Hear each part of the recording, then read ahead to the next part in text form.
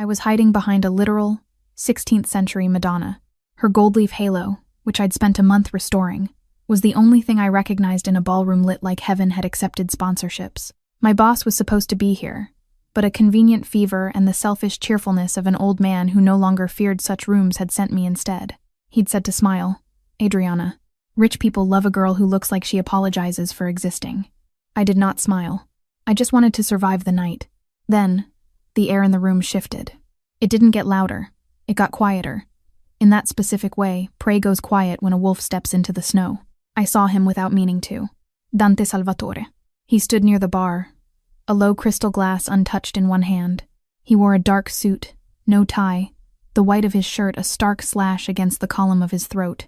He looked younger than the fear that surrounded him, and older than his face had any right to be. He wasn't smiling. He wasn't pretending. In a room where everyone leaned toward someone, he leaned toward nothing. The first thing I noticed wasn't his face, but a sound. A clean metallic click.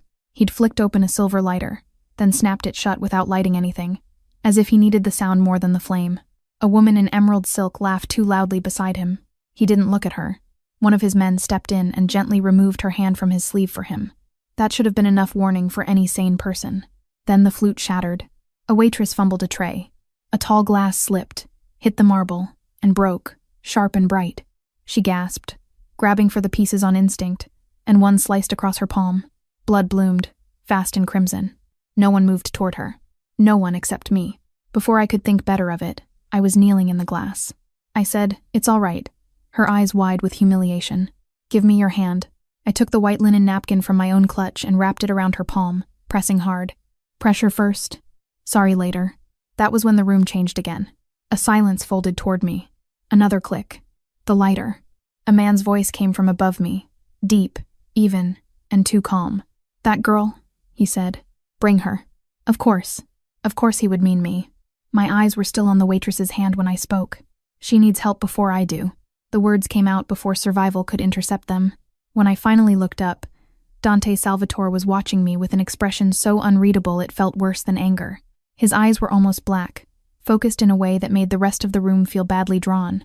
He crouched in front of me, expensive fabric settling over marble dust. No one around us seemed to breathe. "Who are you?" he asked. "Busy," I said. It was stupid. I knew it as soon as it left my mouth. The corner of his mouth shifted. Not a smile.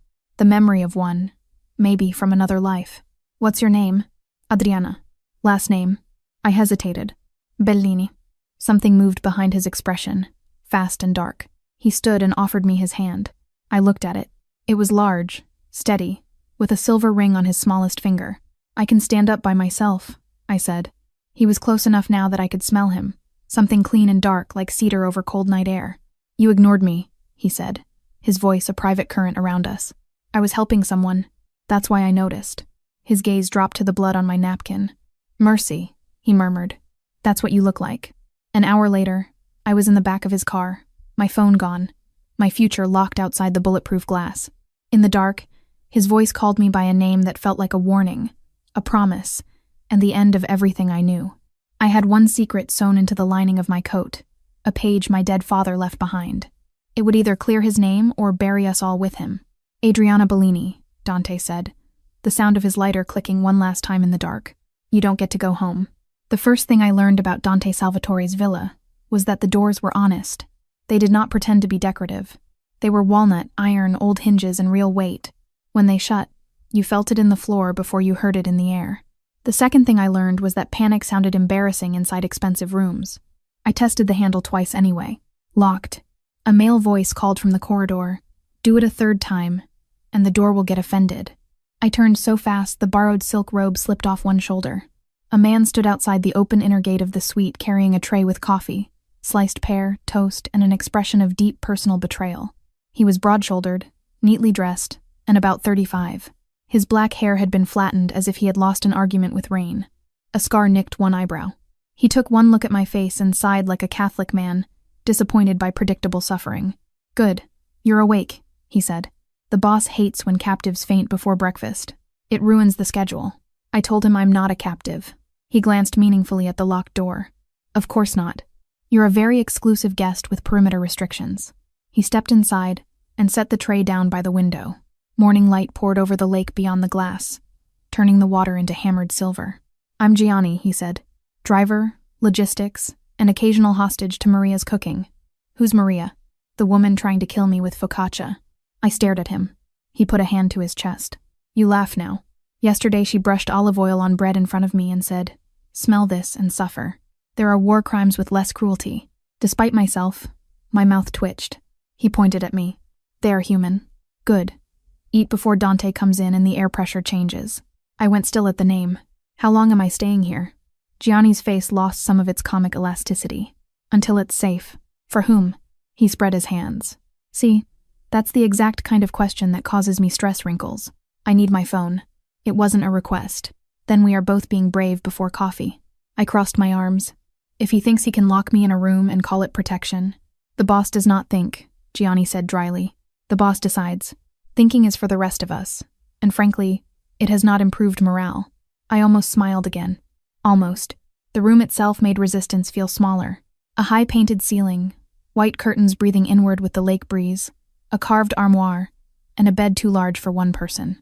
No clutter, no softness, except a blanket folded at the end. It was thick wool, gray. Nothing in it said prisoner.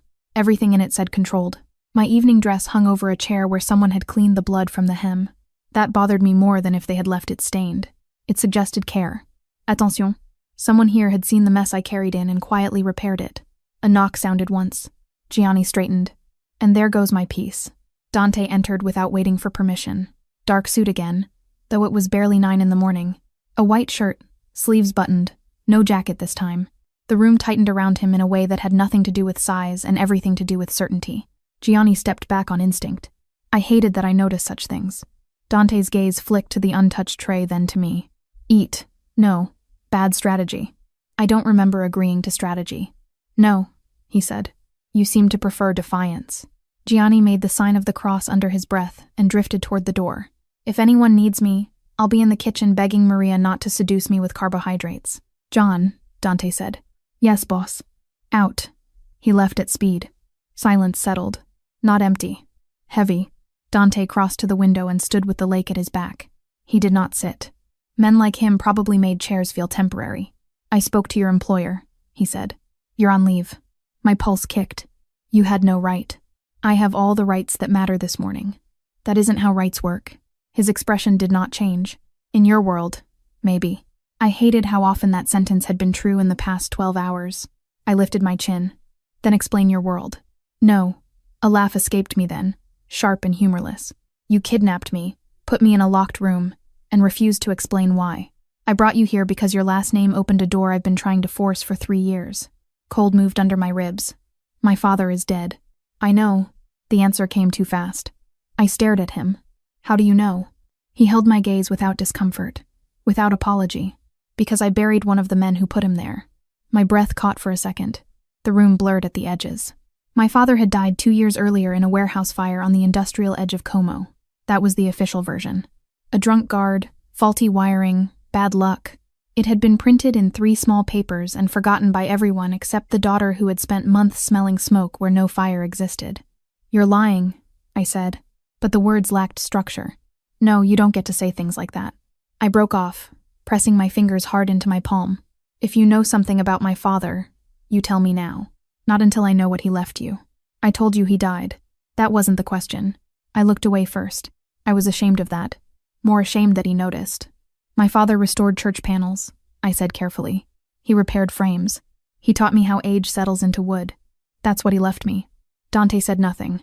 I could feel him waiting. When I finally looked back, he had taken the silver lighter from his pocket and turned it once through his fingers. He did not click it this time, just held it the way some people held patience deliberately under strain.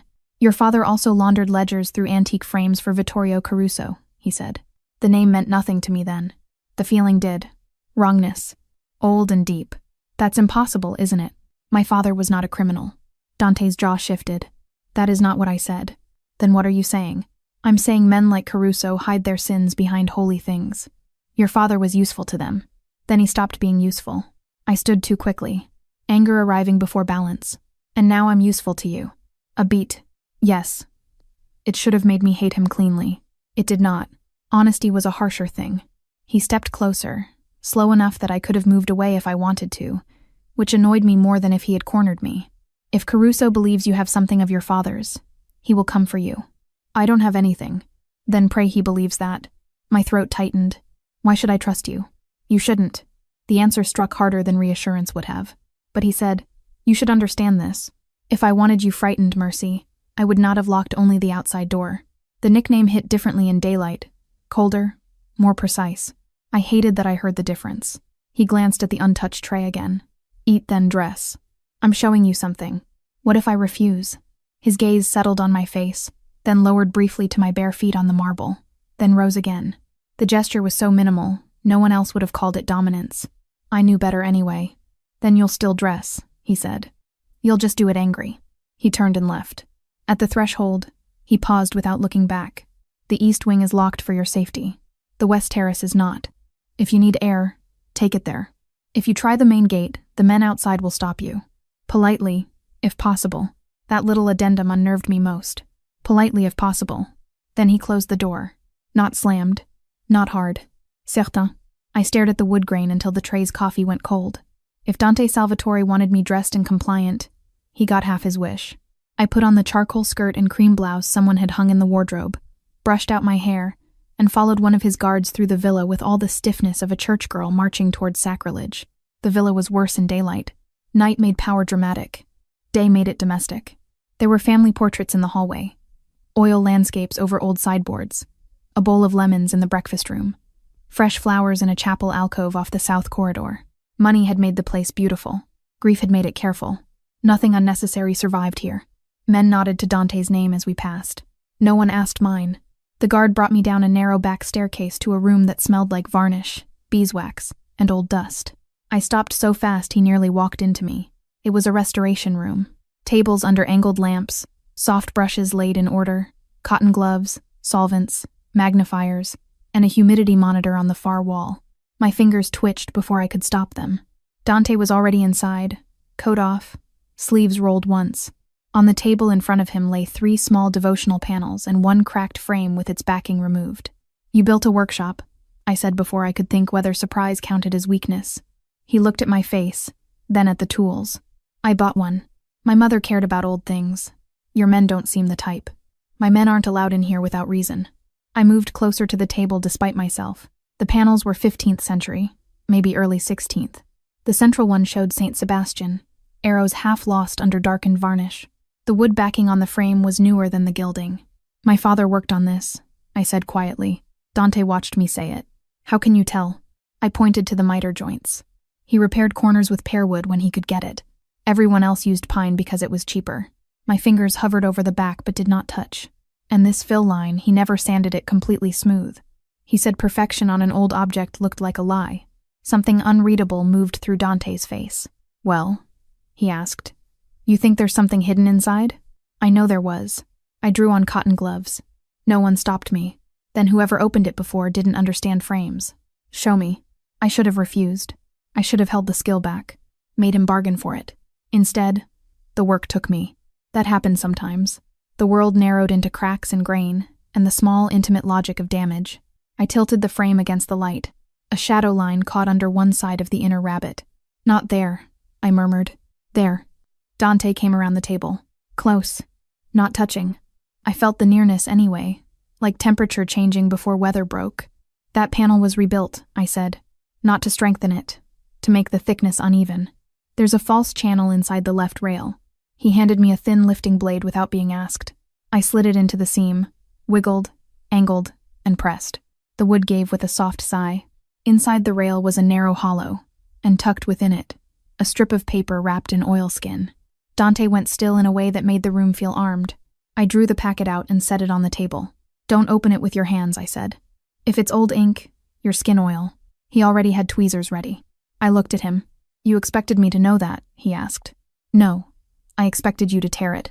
His gaze stayed on mine 1 second too long before dropping to the oilskin. Inside was not a letter. It was a sliver of ledger paper covered in tiny notations, dates and initials, shipping codes, 3 bank names, and 1 repeated mark. VC. Dante's mouth flattened. Caruso. You said that name yesterday. He's the reason you're here. I pointed to the page. This is accounting. It's laundering routes. How do you know? His eyes lifted from the page to my face. Because half the names on it are dead. The words put iron in the air. I looked back at the slip. The handwriting was not my father's.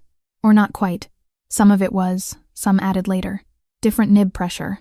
Different impatience in the loops. This was altered, I said. Dante's attention sharpened. By whom? I don't know yet. I touched the margin without touching the ink. There are 2 hands here. One careful, one hurried. If I had a lamp and reagents, I could separate them. He studied me the way men study cliffs they have nearly driven over. You can do that? Yes. You're 24. So? So most 24-year-olds can barely separate laundry. The insult should have landed. Instead, I looked up and found his mouth almost soft at one corner. It startled me enough that I said, most Mafia bosses can't identify pearwood, so perhaps we are both full of surprises.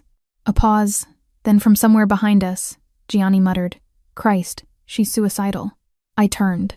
He stood at the door with a tray of espresso cups. Maria behind him with a folded towel over one arm and disapproval on her face so sharp it deserved legal registration. Maria assessed me in one glance, Dante in another, and put the towel down. He has not fed you enough. I offered breakfast, Dante said. She is still upright from spite, Maria replied. That is not nutrition. Gianni pointed sadly at a pastry on the tray. Maria brought focaccia for everyone except me, because apparently my body is a temple. Maria sniffed. No, your body is a complaint. Against all reason, I laughed. A real one this time, small and sudden. Dante looked at me, not at my mouth, at the sound. That felt worse. Maria set a cup near my elbow. Drink before the room gets more dramatic. She left. Gianni lingered just long enough to stare meaningfully at the pastry he had not been given, then followed her out with the air of a martyr abandoned by heaven. I looked back at the hidden paper. If this matters, why show me? Because you're a Bellini. That's not an answer. No, he said. It's the only one you need today. He reached past me for the lamp. His hand brushed the inside of my wrist by accident. Neither of us moved for half a second. My pulse jumped so hard it embarrassed me. His finger stilled, then withdrew. Too late. Almost. The word flashed through me before I knew why. Dante set the lamp down carefully, as if care itself were restraint. Work, he said, but his voice was rougher than before. Then she. The first thing he had noticed was not her face. It was the white napkin turning red in her hands while she refused to look at him. The second was how still she became when she touched damaged things, as if she believed repair deserved reverence. Men died for less than what lay hidden in his workshop. He should have kept her away from it.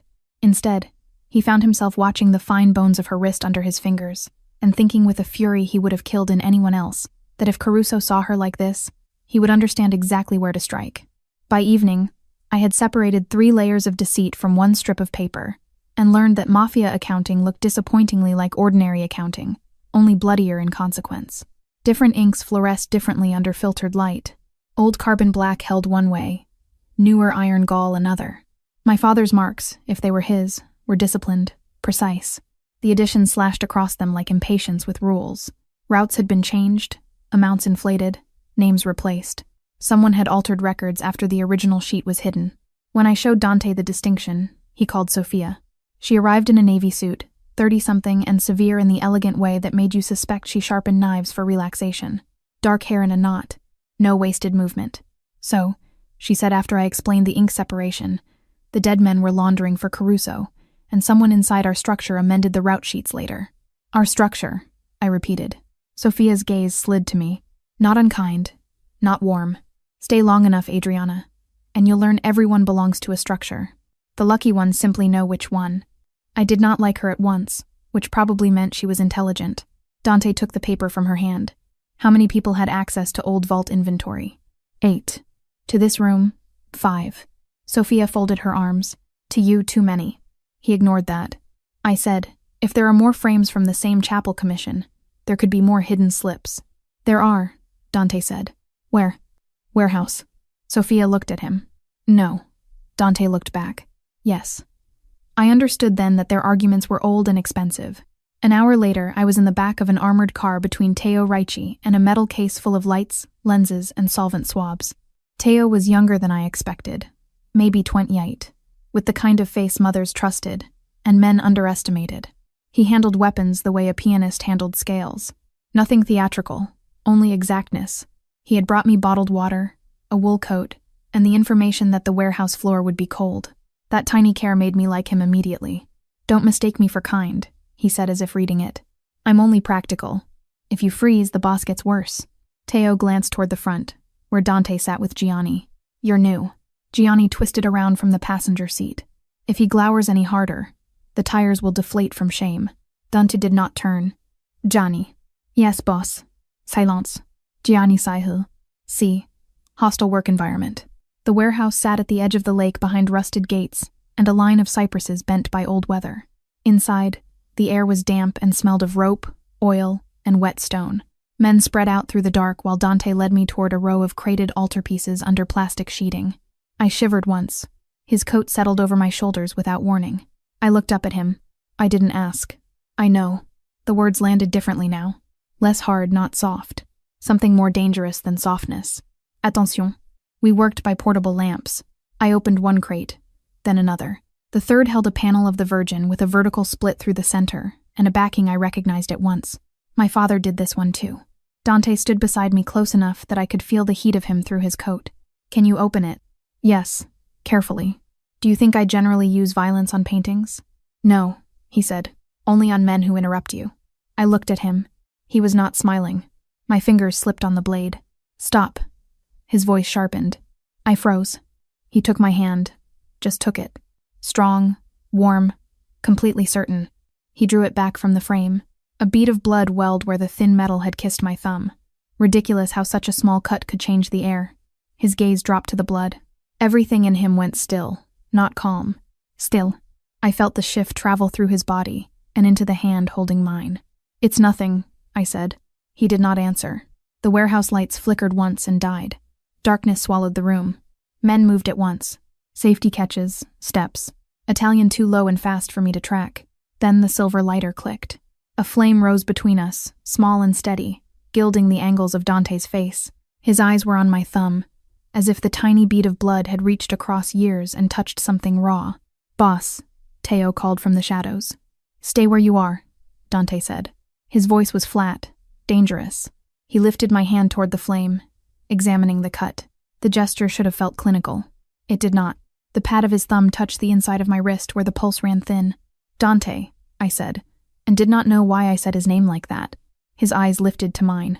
For one impossible second, the warehouse, the armed men, the dead lamps, the entire ruined world narrowed to the tiny gold flame between us and the fact that he had not let go. Almost again. Then, voices erupted near the loading doors. A body hit concrete. Teo's war. Dante released me instantly. All the heat cut out of the moment like wire severed behind me. He moved before I obeyed. Lighter snapping shut.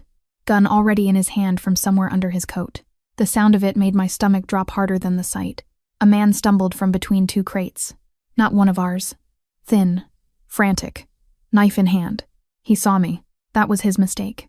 Dante crossed the distance without hurry, and took the knife away from him so efficiently it looked like the end of an argument, not the beginning of violence. One turn, one strike. The man dropped with a broken sound and did not get up.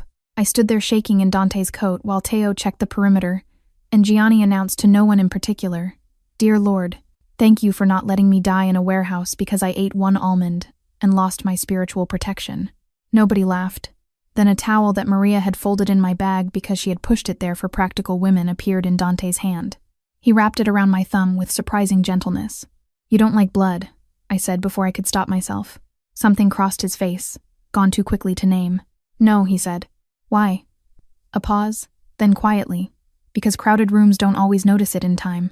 That was all. No speech, no confession, just one line with a grave underneath it.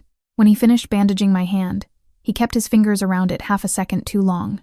Then he let go, and somewhere beyond the warehouse walls, thunder moved over the lake. The painting that bled. The storm arrived just after midnight and sat on the villa roof like an accusation. Rain struck the windows in disciplined waves. Somewhere in the house a door opened and shut again, making old hinges talk. Sleep refused me. So did peace. My father's name had always been a bruise I learned to dress around. Marco Bellini, gifted craftsman, probable thief, dead in a warehouse fire. End of file. People in Como loved quiet scandals, respectable enough to gossip over wine, distant enough not to demand justice. I had spent 2 years angry at a dead man for leaving me his disgrace. Now Dante Salvatore had put a different possibility in the room and walked away from it as if it were not enough to crack a daughter open. At 1 a.m, I gave up on sleep, wrapped myself in a cardigan, and took the hidden page I had not shown anyone from the lining of my old coat. That was my secret. 2 days after my father died, I had found it stitched behind the seam, a sliver of vellum with a sketched frame profile, a date, and 4 words in his hand. Not the saint, the mother. I had never understood it. I had never shown it to anyone because keeping one thing from the men who investigated his death felt like the last loyal act available to me. Now it felt like a fuse. I brought it to the restoration room at dawn and found Dante already there. Of course he was. He stood by the long table in shirt sleeves, the silver lighter on the wood beside an untouched espresso. The room smelled of lamp heat and coffee and old varnish. When I entered, his gaze went first to my face, then to the paper in my hand. "What is it?" "My secret," I said. A long beat.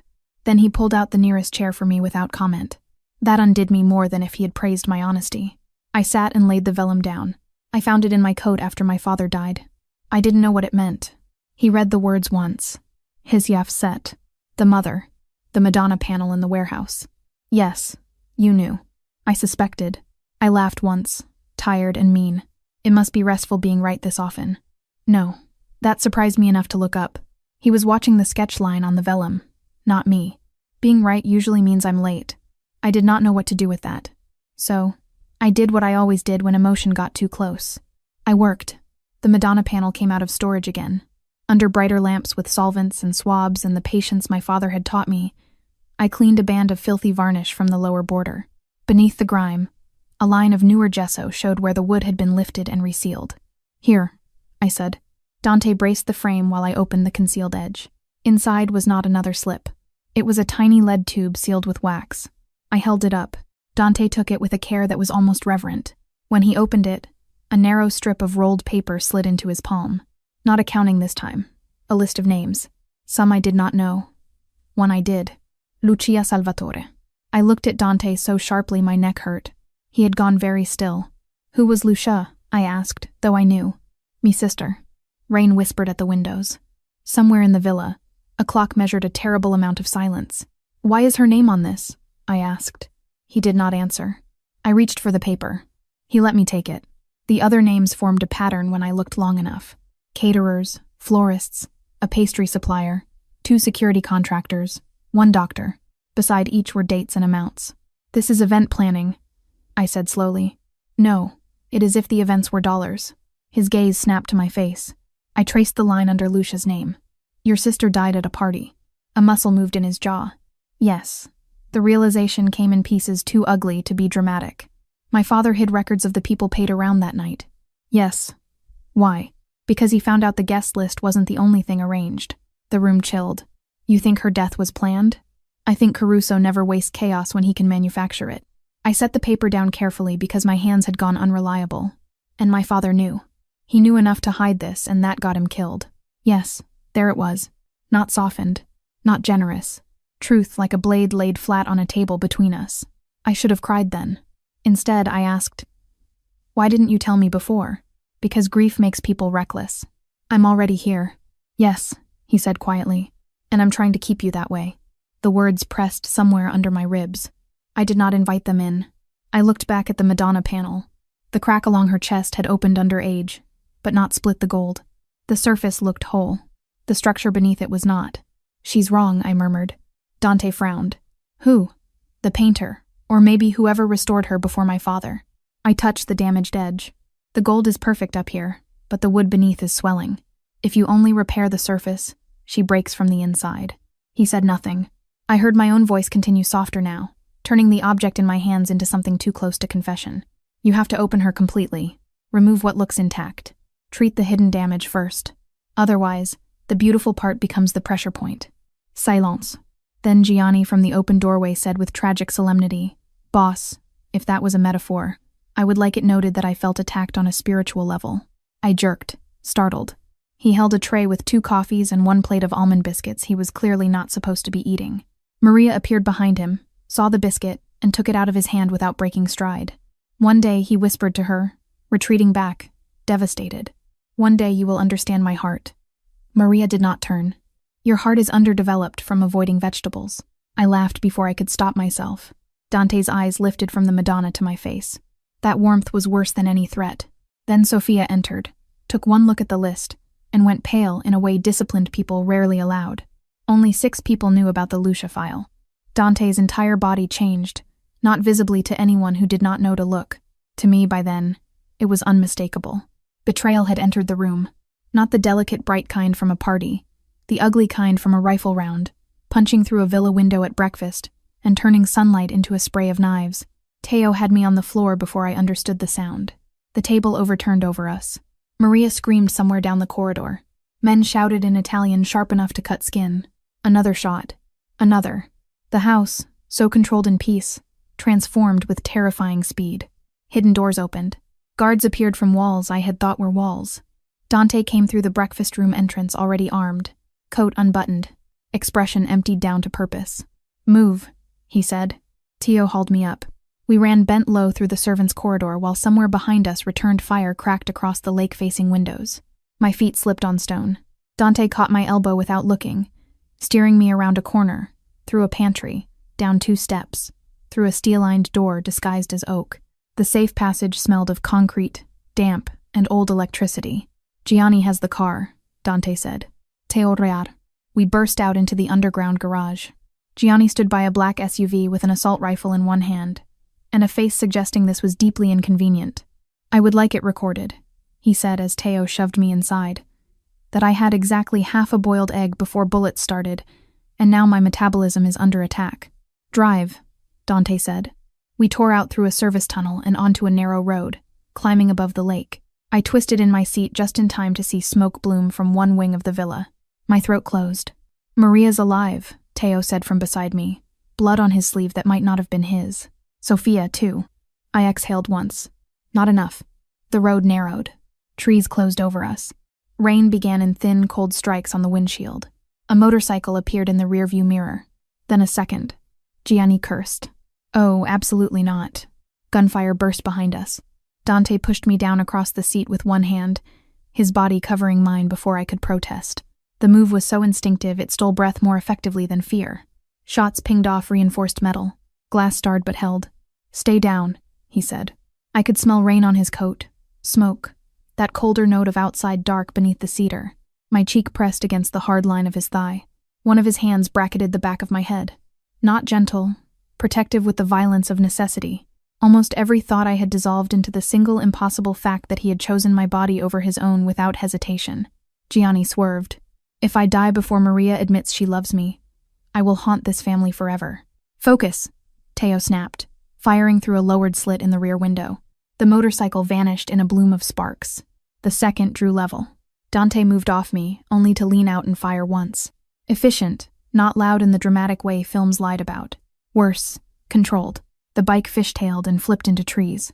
My stomach lurched. I had seen him dangerous before. Not like this. Not at full reach. Not with death obeying him so quickly it looked practiced enough to be language. We made the mountain safe house by noon.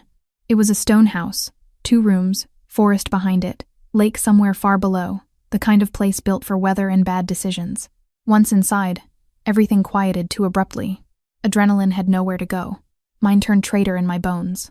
I tried to help Teo bandage his shoulder and nearly dropped the gauze. "Sit," Dante said. "I'm fine." "You're shaking." I said I'm fine. My voice broke on the last word. That was what did it. Not the bullets, not the smoke, not his hand over my head in the car. My own voice cracking open in front of him as if fear embarrassed me more than violence did. He sent Teo outside to check the perimeter. Gianni to the generator muttering about protein deprivation under combat conditions. Then Dante turned back to me. The kitchen of the safe house was tiny. 1 wooden table, 1 iron stove, rain at the window. His lighter sat near the sink, silver against scarred pine. I stood by the counter, gripping it with both hands because if I let go, I might shake apart. He came close, not touching. "Look at me, Mercy." I did. "I'm sorry," I said, and had no idea what I meant. His brow drew in. "For what?" "For seeing what you are." And I swallowed, and not knowing what that makes me. Something changed in his face. Not softened, opened by force. He lifted one hand slow enough for refusal, touched one knuckle under my chin. "It makes you alive." My eyes burned. That embarrassed me too. I'm not afraid of you, I whispered, which was not the same thing as being brave. His gaze dropped to my mouth and stayed there one fatal beat. Then he closed his eyes briefly, as if suffering through his own restraint. Almost. Again, when he opened them, the darkness in them had changed shape. I should not do this, he said. Then don't. The answer came too quickly, too softly. It meant the opposite of itself. So obviously I wanted the floor to split. His thumb brushed the line of my jaw. Adriana. I had never heard my name sound like something held in both hands. I don't know what this is, I said, and that cost me more than any polished declaration would have. He exhaled once. Rough. That night, he said quietly. In the ballroom, you heard me call for you and still kept pressure on that girl's hand. You didn't even look at me. Everyone in my world looks at me first. Fear, greed, need. You looked at blood and thought help before power. His thumb moved once, barely. That was the end of me. My breath caught. He had admitted it. Not to me, maybe. Not fully, but enough. Dunchi. He kissed me before I could fail the moment by understanding it. Not hard, not hungry. Just enough to make my knees go weak from what he did not take. His mouth moved once over mine and stopped there as if he had reached a line he would cross only if I crossed it too. I felt the restraint in him like heat under skin. One hand came to the counter beside my hip. The other stayed at my jaw, steady, reverent in a way that hurt more than hunger would have. When I did not pull away, he kissed me again, still gentle, still controlled, but this time his breath caught, and I felt the fracture in it, the quiet violence of wanting. My fingers closed in the fabric at his waist before I understood I had moved. That one small surrender nearly undid him. His forehead touched mine. His eyes stayed shut. Mercy, he said, and the name no longer sounded like accusation. It sounded like prayer said by a man who no longer believed in safe things. A pounding hit the front door. Once, twice, urgent. Dante stepped back at once. The warmth in the room cut cleanly in half. The loss of it was so immediate my body registered it as cold. Gianni's voice came through the wood. Boss, Sophia's on the radio. Dante swore under his breath and crossed the room. I stayed where I was, fingers still curled, mouth unsteady. He opened the door a fraction. Sophia's voice crackled from the handset in Gianni's grip, thin with interference and fury. They hit the docks, she said, and one of our finance houses in Milan. Caruso wants us moving. He wants us bleeding in public. Dante's face went empty in that terrible efficient way again. How bad? A pause. Then Sophia said, Aldo's missing. Something in Dante's expression did not break. It hardened around the outline of it. He looked back at me once. Not long. Long enough. Then he took his lighter from the table, flicked it open, shut it, and slid it back into his pocket like a man holstering thought. Stay inside, he said. I should have asked questions. I should have demanded answers, explanations, the dignity of being consulted in matters that had already swallowed me whole. Instead, I looked at him and understood one thing with terrifying clarity. The kiss had changed nothing outside that kitchen, only everything inside it. War had arrived. By evening, the safe house had become a relay point for bad news. Men came in wet from the rain, spoke low to Teo, and left with weapons, maps, new instructions. Sophia arrived after dark, with a split lip and a folder of names. She looked at me once, nodded once, and went straight to Dante. Gianni brought everyone coffee, and complained like a saint being martyred by logistics. I haven't had a proper meal in 10 hours, he announced to the room at large. At this point, if Maria handed me plain lettuce, I would propose. From the far end of the table, Sophia said, Please don't. The woman has suffered enough. Gianni pressed a hand to his chest. See, this is why I'm emotionally unavailable. Hostility. No one laughed except me, and even that came out thin. Dante's gaze lifted at the sound, just for a second, then back to the map spread beneath his hands. He had been different with me since the kitchen, not colder, more careful, which was somehow worse. He gave me information now, small pieces, enough to function, not enough to soothe. Aldo Greco, I learned, had been Dante's father's closest friend, and later his chief of finance. He had held Dante upright after Lucia died. He had taught him which bankers could be bought and which priests could not. He had vanished 3 hours before the first coordinated attacks. Maybe he's dead, I said quietly. Dante folded the map once. Maybe. He did not believe it. I could hear that. Neither did Sophia. Aldo signed off on 2 warehouse transfers last month that I did not request, she said. At the time, I thought it was caution. Now I think it was cover. The room went still. Teo rubbed a hand over the back of his neck.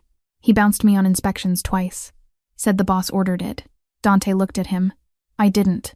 Teo's mouth flattened. I know that now. There it was. Betrayal in pieces. Not a twist. Not a theatrical unveil. The slow, awful realization that trust had worn a familiar face. I should have stayed in the corner and absorbed it like furniture.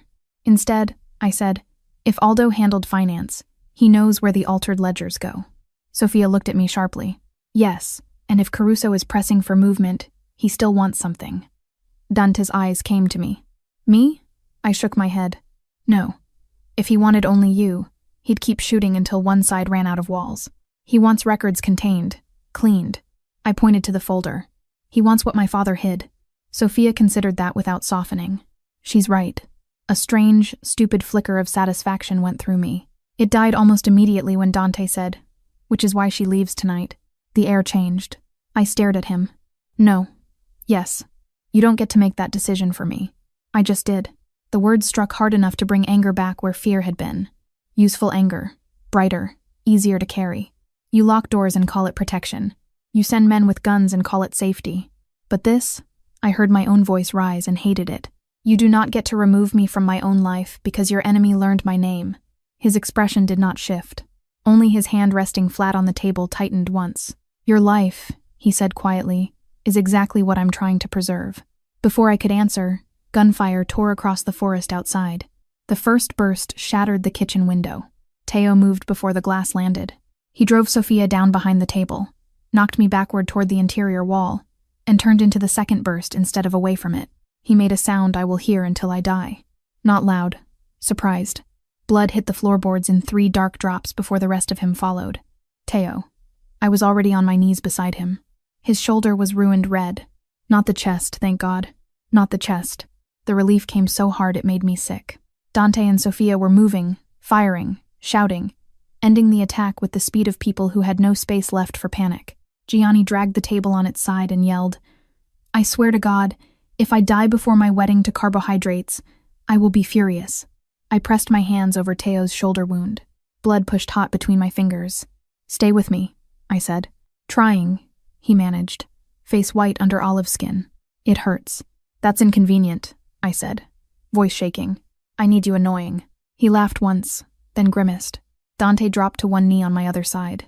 Our hands nearly touched over Teo's blood. He looked at the pressure I was holding, at the steadiness I did not feel, and something passed through his face so fast it was almost invisible. The truck's clear, Sophia said from the doorway. We move now.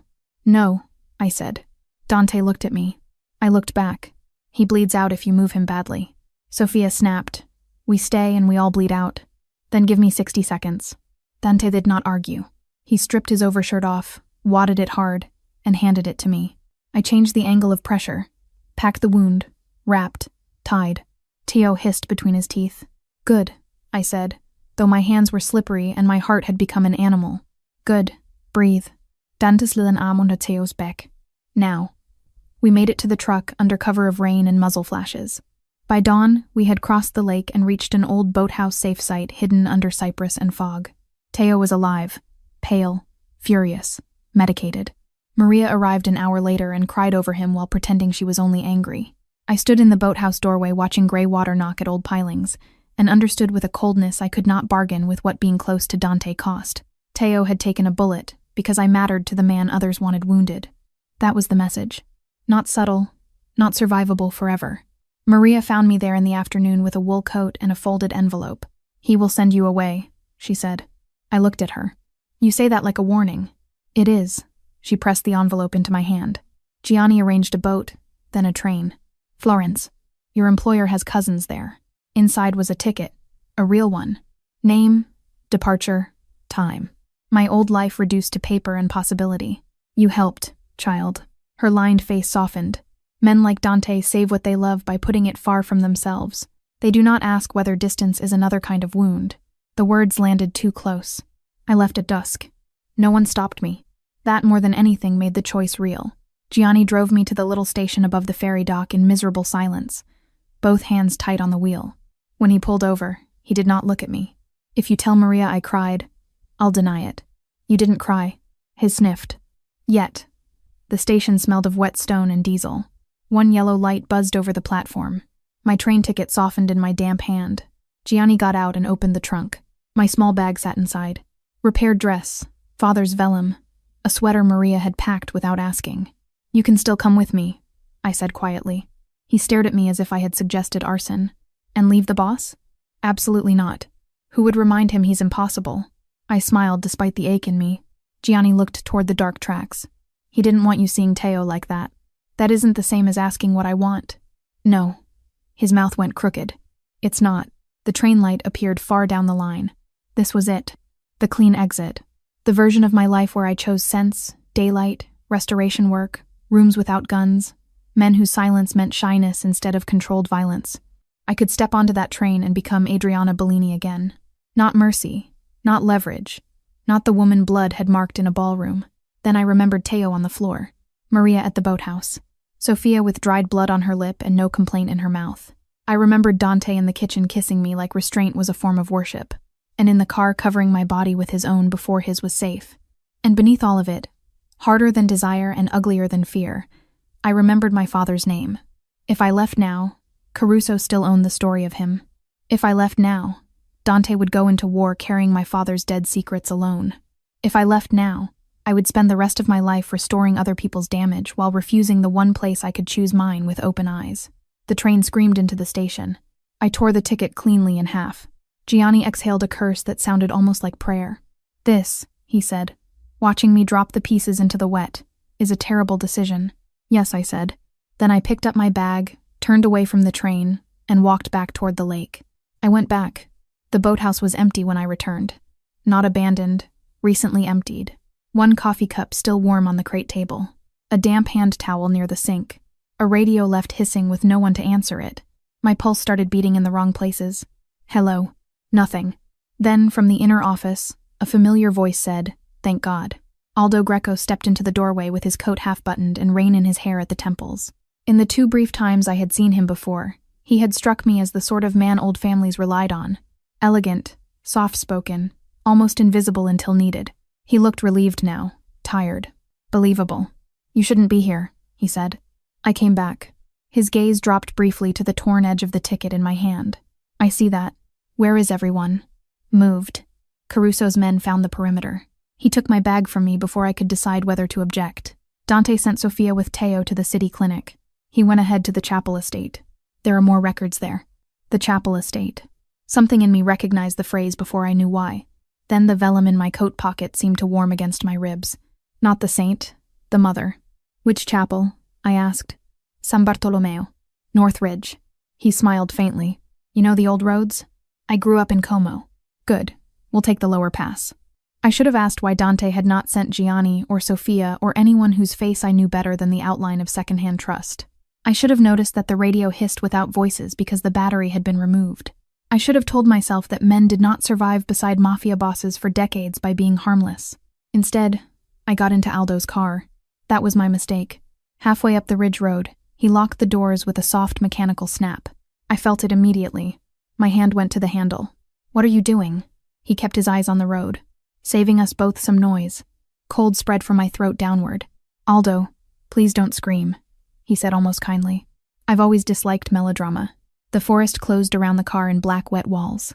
No houses, no lights, only the road and the sound of rain under the tires. "You're the traitor." Such an ugly word. "You let them hit the villa." I let inevitability arrive on schedule. My nails dug into my palms. "Dante trusted you." "Yes," Aldo said softly. "That has been the problem for years." He turned off the ridge road onto a narrow lane lined with cypress. At the end stood a tiny stone chapel, with no exterior lights, and one bell tower black against the clouds. San Bartolomeo. Memory hit me so hard it blurred the windshield. I had come here once with my father when I was 13. He had spent 4 hours studying a cracked Madonna in the side altar, while I counted swallows in the rafters and complained about dust. Not the saint, the mother. My father had hidden something here too. Aldo saw understanding move across my face. Inside, Marco Bellini should have kept loving wood and paint. Men like him always think conscience is private. It never is. "You killed him." "No." Caruso ordered it. I merely stopped interfering. The distinction sat in the air like rot. He parked beside the chapel and killed the engine. Rain hammered the roof. "Out," he said. I did not move. He turned then, and for the first time I saw the man beneath the cultivated patience. Not theatrical evil, worse. A person who had turned self-interest into philosophy. "You want Dante to survive this?" he asked. "Then you will help me retrieve what your father hid. And if I don't," his expression altered by half a degree, "then I send Caruso the message he has wanted since the ballroom, that mercy can bleed too." I got out. The chapel smelled of wet stone, candle soot, and old plaster. Aldo led me past the nave to the side altar, where the Madonna still stood under cloudy varnish, her blue robe darkened by age. My pulse beat under my tongue. "There," he said. "Open it." "No." He took out a pistol.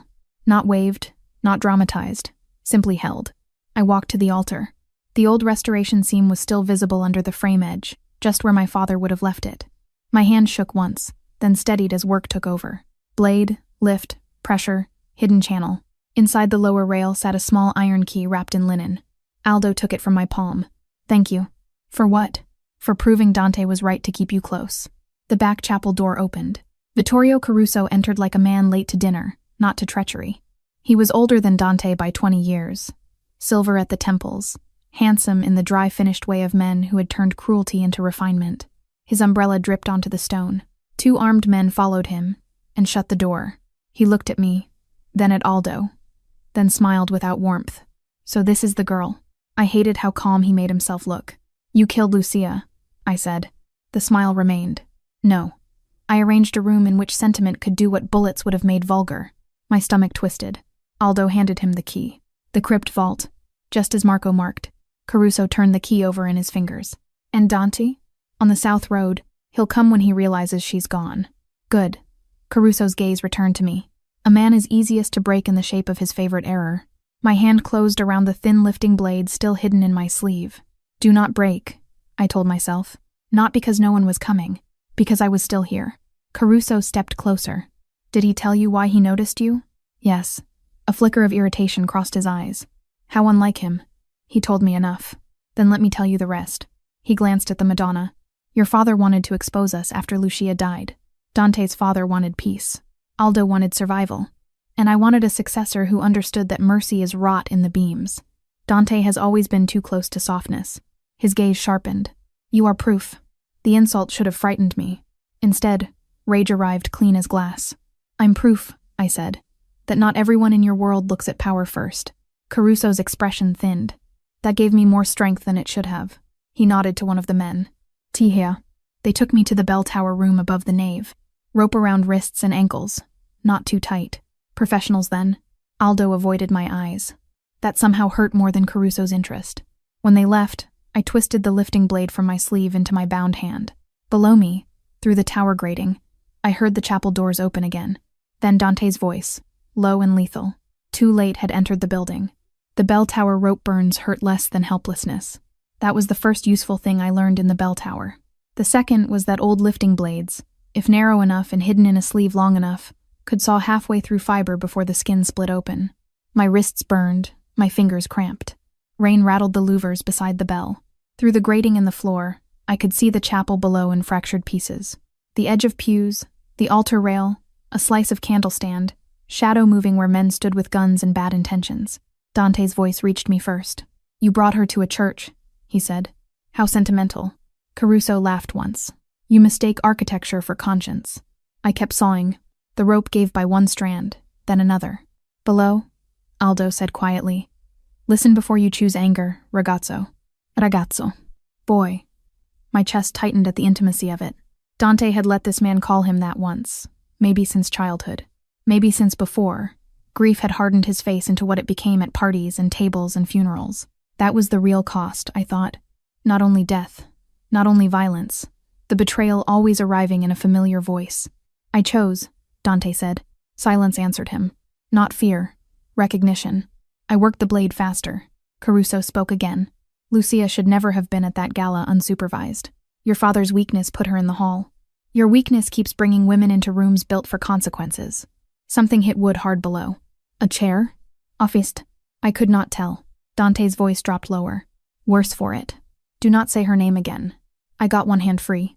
The relief almost made me cry. Instead, I bent forward, hiding the motion from the tower stairs, and cut at the knot around my ankles while listening for footsteps. None came. Men trusted rope too much. Caruso went on as if he enjoyed the sound of his own philosophy. You think I wanted Lucia dead? No. I wanted your father reminded that family is a liability, and softness is contagious. He was negotiating like a priest. She wandered where she should not. Things happen. The rope at my ankles parted. I stood too quickly and caught myself on the bell frame before it could ring. Below, Aldo said. Vittorio. One word. A warning. Then Dante. Very calm. Step away from him. I moved to the tower door. Locked from outside. Of course. The room held almost nothing. A stool, coils of older rope, a dust-covered wooden saint missing one hand. I looked at the bell rope, then at the rusted hinge pins, then at the thin plaster wall behind the saint. Work. Always work. I shoved the saint off its bracket.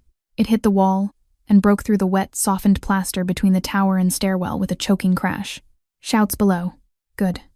I jammed the lifting blade into the damaged seam and kicked. Stone dust burst. A shoulder-width gap opened into the narrow spiral stairs beyond. My hands were bleeding. I hardly felt it. As I squeezed through, one of Caruso's men started up the tower stairs 2 at a time. I flattened against the wall and waited until his shoulder appeared first. Then I drove the lifting blade into the side of his neck. Not deep enough to kill, deep enough to end the climb. He fell backward with a scream, taking 2 more steps with him in a tangle of limbs and gunmetal. Their shots punched splinters from old wood and stone. Below, chaos broke open. I ran down the spiral toward it. Dante saw me first. I knew because every other motion in the chapel lost meaning when his face changed. Not relief exactly, something harsher. Relief sharpened into fury because I had been where his enemy could reach me. Down, he snapped. I dropped behind the side altar as shots cracked across the nave. Aldo turned toward me, shock plain on his face for the first time all night. Good. Let him have one unfamiliar feeling before he died. Caruso backed toward the crypt door, with the iron key in hand. Teo, one arm strapped, was somehow here anyway, and fired from the rear chapel entrance. Sophia came through the sacristy like Judgment in a navy suit.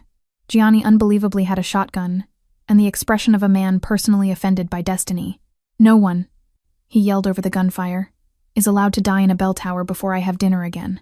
The absurdity almost knocked laughter out of me. Aldo reached for me instead of the door. That was his second mistake. I grabbed the heavy brass candlestick from the altar and swung with both hands. It caught him at the temple. He staggered. Dante crossed the space between them and put Aldo on the floor with one clean strike that sounded heartbreakingly like finality. Caruso fled through the crypt door. Everything after that happened too fast for order and too slowly for mercy. Dante dropped to one knee in front of me. His hands framed my face, checked my wrists, my throat, my shoulders, as if verifying each part against disaster. No words, none needed. Blood marked my sleeve. His thumb paused over it. Not mine, I said. His eyes shut for one beat. When they opened, he bent his forehead to mine hard enough to hurt a little. The contact was desperate, wordless, raw, exactly as grief is raw, past elegance, past defense. Then he stood. The change in him was frightening. Take her out, he said, without looking away from the crypt. I can walk, I said. He did look then, just once. Mercy, he said, and the name shook. Not with softness, with the force it took him to leave me breathing and still turn back toward violence. I caught his wrist before he could go. He wants you angry. I know. Then don't become him. Something passed between us there, quicker than speech and truer. Then he looked at my hand on his wrist and covered it with his own for half a second. Almost. Even now. Then he was gone into the crypt with Teo and Sophia behind him. Dante. He had imagined this room 100 ways on the drive up the ridge. Her dead, broken, gone. He had not imagined her coming down the bell tower stairs with blood on her hands and fire in her eyes because some part of him, the part Caruso hated most, still forgot that mercy did not freeze. She chose. She fought. And that made what he had to do next worse. Because if he survived it, he would have to deserve the fact that she came back. Caruso escaped the crypt through a tunnel that ran under the old graveyard and out toward the lake road. But he did not leave empty-handed. Sophia found the vault broken open and 3 ledger boxes gone. He's heading for the memorial gala, she said, breathing hard. Tomorrow night. Palazzo Viscardi. He'll burn the records and whoever remains attached to them. The same palazzo where Dante had first seen me kneeling in glass. The shape of it settled over us all at once. Full circle. Trap inside echo. Teo leaned against the crypt wall, white as candle wax. Then we finish it there. Dante looked at the black tunnel mouth, then at the blood drying on my wrists, then back to the dark. For the first time since I had known him, uncertainty showed, only for a second. It was enough because we both understood then that the next room might keep only one of us. The second time I entered Palazzo Viscardi, I knew where the exits were. That felt like a moral injury all by itself. The chandeliers were lit. The orchids had been replaced. Fresh champagne stood in silver buckets. Wealth had no shame about repetition. It simply changed flowers and pretended old blood did not stain under polish. This time I did not arrive as hired help. I arrived in a black dress. Maria chose because, in her words, if men insist on building their wars in beautiful rooms, let them at least suffer while looking at you. Gianni, adjusting his cufflinks in the mirrored antechamber, said, I would like it noted that Maria threatened me with a bread knife, and I still think she's perfect. She didn't threaten you, Sophia said, checking the line of the pistol hidden at her back. She corrected your behavior. Gianni Sahil. Exactly. Romance. I laughed quietly. It felt borrowed from another life. Dante stood near the far door speaking to Teo in low Italian. Black suit, white shirt, no tie again. The same clothes almost as the first night, but not the same man. Not after the chapel. Not after touching my face like he was making sure I existed. He looked over when I entered. The room changed. I had thought that was legend the first time. It was not. Men shifted when Dante turned his attention anywhere. Tonight, the shift ran hotter, stripped of pretense. Everyone in our small circle knew this was not a party. It was a hunting ground disguised by crystal. He crossed to me before I could decide whether my heartbeat counted as betrayal. At arm's length, he stopped. His gaze moved once over the dress. Not possessive. Not public. Protective and furious at the same time. You're not happy, I murmured. No. Because I'm here. Yes. Too bad. A breath almost became a smile at one corner of his mouth. Almost. He adjusted the clasp at my wrist instead of touching skin. If anything changes, Gianni takes you east. Sophia north. You stay between them. And you? His eyes held mine. I end it. There were speeches available in that moment. Things about not leaving him. Things about love. Though I had still not named that word aloud. Instead, I said the only honest thing. Come back from it. Something in his face answered me too deeply to be safe. The music began. Guests drifted. Men lit. Women glittered. A senator kissed the air beside my cheek and failed to recognize me from the night I had knelt at his shoes. That felt instructive. Caruso arrived 20 minutes late. Of course he did.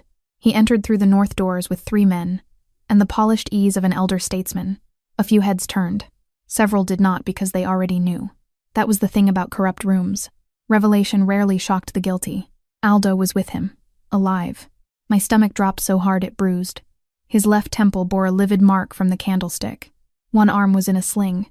He met my eyes across the ballroom and did not look away. Dante saw him 2 seconds later. The temperature of the room changed, without the room understanding why. Sophia murmured into her cuff. Men repositioned along the walls. Teo vanished toward the west corridor. Gianni said with appalling feeling, I hate family betrayals. They ruin hors d'oeuvres. Then Caruso raised his glass. Shall we stop pretending? He asked pleasantly. The ballroom went silent. Dante stepped forward. No speech, no display, just one man moving into the center of a room because the room had always belonged to the one most willing to pay for it. Caruso smiled at him across 12 feet of polished floor. Your father liked this room. You killed my sister in it. Your father killed her the moment he believed affection could soften negotiations. The lie was elegant. That made it worse. Dante's expression did not move. You used her to punish him. I used an opening, Caruso corrected. You still romanticize weakness. Aldo spoke then, and I wished he had not. Dunch. Dante turned his head. That was all. Aldo flinched as if struck. Don't, Dante said. One word. Final. Caruso Sahil. There it is. The wound talking like virtue. He reached into his jacket. The first shot came from the balcony. Chaos detonated. Guests screamed and dropped. Glass burst. Music died in a long mechanical whine. Men on both sides drew and fired. And the ballroom became at once exactly what it had always threatened to be. Gianni shoved me behind an overturned drinks cart. If I survive this, he yelled over the gunfire, I'm eating an entire loaf in front of Maria out of principle. Sophia fired twice from behind a marble column. Teo took a man down near the stairs. I crawled through spilled champagne and broken stems toward the west side, where under the service niche, I had seen the ledger boxes being staged. Not because I was brave, because my father had died for paper hidden in wood. And if those boxes burned, so did the only clean part of his name. A guard saw me and moved. I threw a silver ice bucket into his knees. He went down swearing. I snatched his fallen gun, hated the weight of it, and used the butt instead of the trigger when he lunged again. Pain shot up my arm. Worth it. I reached the boxes. Locked, of course. Then I remembered the iron key Caruso had used at the crypt, and looked toward him just in time to see Dante and Aldo collide near the base of the grand staircase. Not fight. Collide like grief taking physical form. Aldo was older, slower, one arm compromised. Dante should have ended it quickly. He didn't, because this was not any enemy. This was a man who had tied his first tie after funerals. A man who had stood behind him at Lucia's grave. That hesitation cost. Aldo's knife flashed. Dante caught his wrist, but not before the blade cut along his ribs. I made a sound I did not know I could make. Dante took the knife away and held it there between them. Not in Aldo. Between them. The last chance. Aldo looked at him and said, "Ours now. All pretense gone. I kept you alive." Dante's face closed around something that would never open again. "No," he said. "You kept me useful." Then he drove the knife in once. Aldo folded to the floor.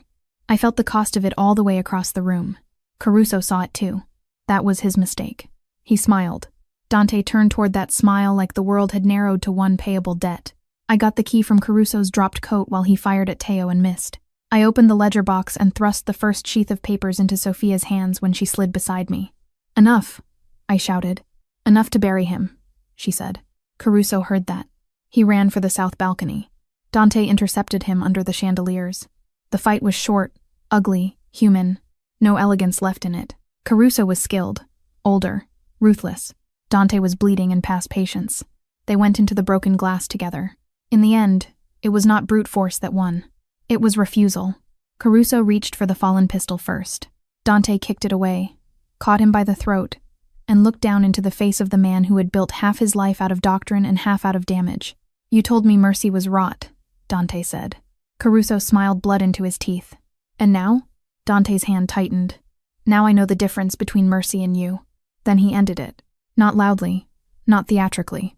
Certainly, when the police sirens finally rose beyond the gates and the last echo of gunfire died under the ballroom ceiling, I looked at the shattered chandeliers, the overturned flowers, the blood in the same polished room, where a waitress had once cut her hand, and no one had moved but me.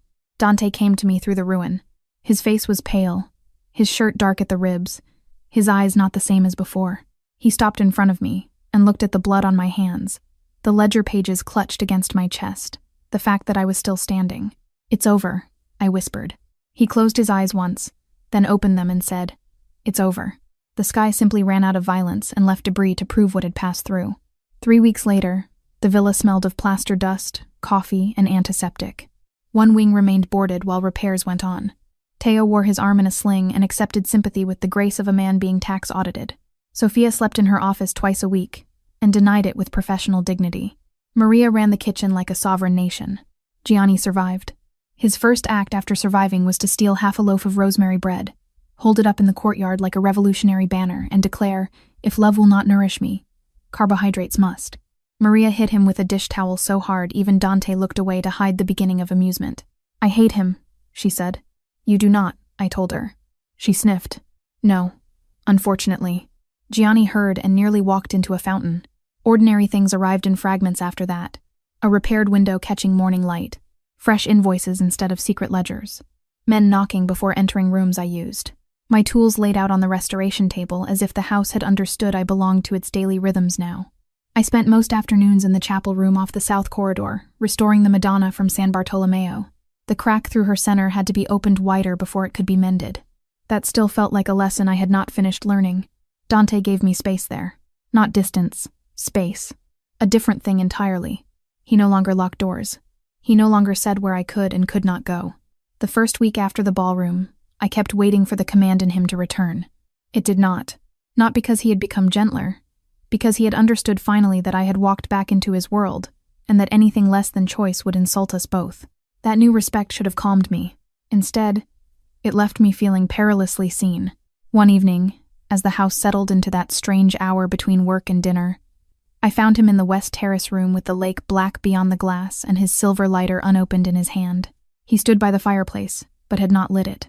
The sight of the unlit room, the lighter idle, him waiting there as if thinking itself had weight, did something terrible to my heart. "You're bleeding through the bandage again," I said. His gaze dropped to the dressing at his ribs. "Occupational inconvenience." I moved toward him before caution could intervene. "Sit." He did. That still startled me sometimes, that he would listen when it was me. I knelt beside the armchair and peeled back the edge of the bandage. The wound from Aldo's knife had closed badly from overuse and neglect. Of course it had. Dante approached injury like weather. Noted, endured, ignored, unless structural collapse seemed likely. "You pulled the stitches," I said. "I was busy. With refusing rest, with rebuilding what remains." I looked up. "You say that like the house is the only thing that broke." He was silent. There were moments with Dante when silence was evasion. This was not one of them. This was the silence of a man standing in front of a locked door with the key in his hand and no certainty he should use it. So I changed the bandage slowly. I gave him the dignity of not speaking first. "When I tied the clean linen off," he said, "Aldo taught me to shave." Me hand stilled. He taught me which fork to use in rooms like Viscardi so senators would underestimate me for the correct reasons.